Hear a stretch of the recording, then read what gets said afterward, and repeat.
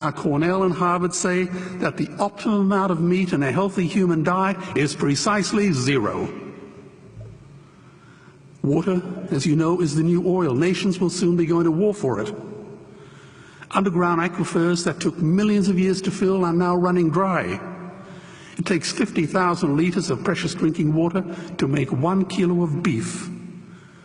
Today, 1 billion people are hungry. 20 million people will die from malnutrition.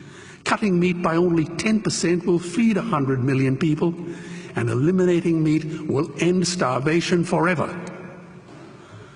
If everyone ate a Western diet, we would need 2 planet Earths to feed us. We've only got one, and she is dying. Greenhouse gas emissions from livestock is 50% greater than transport, as Peter said. Cars, trains, buses, ships, lorries, the whole lot. And as I travel around the world, I see poor countries who sell their grain to the West while their own children starve in their arms. And the West feeds it to livestock so we can eat a steak? Am I the only one who sees this as a crime? Believe me, every morsel of meat we eat is slapping the tear-stained face of a hungry child. When I look into her eyes, do I remain silent? The earth can produce enough food for everyone's need, but not enough for everyone's greed. We are facing the perfect storm. If any nation had developed weapons that could wreak such havoc on the planet, we would launch a preemptive military strike and bomb it back into the Bronze Age. But it's not a rogue state, it's an industry. The good news is we don't have to bomb it. We can just stop buying it. Sir George Bush was wrong. The axis of evil does not run through Iraq, Iran, or North Korea. It runs through our dining tables. Weapons of mass destruction are our knives and forks. Our proposition is the Swiss Army knife of the future. It solves our environmental, water, human health problems and ends cruelty forever. The Stone Age didn't end because we ran out of stones. This cruel, disgusting industry will end because we run out of excuses. Meat is like the 1 and 2 cent coins. It costs more to make than it's worth. And I come from the bush. Farmers are the ones with the most to gain.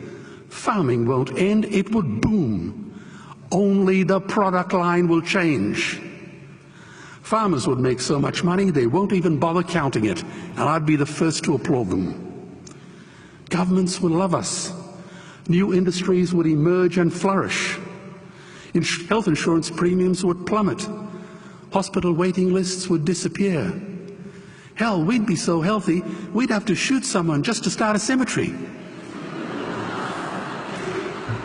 So tonight I have 2 challenges for the opposition. 2 challenges. Meat causes a wide range of cancers and heart disease. Would they name one disease caused by a vegetarian diet? And 2, I'm funding the Earthlings trilogy. If the opposition is so sure of their ground, I challenge them to send a copy of the Earthlings DVD to all their colleagues and all their customers. Go on, I dare you.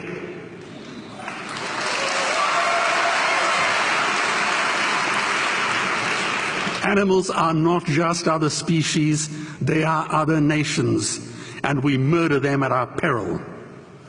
The peace map is drawn on a menu. Peace is not just the absence of war, it is the presence of justice. Justice must be blind to race, color, religion, or species. If she's not blind, she will be a weapon of terror. And tonight, there is unimaginable terror in those ghastly Guantanamos we call factory farms or slaughterhouses. Believe me, if slaughterhouses had glass walls, we wouldn't be having this debate tonight. You see, I believe another world is possible. And on a quiet night, I can hear her breathing. Let's get animals off the menu and out of these torture chambers. Please vote tonight for those who have no voice. Thank you.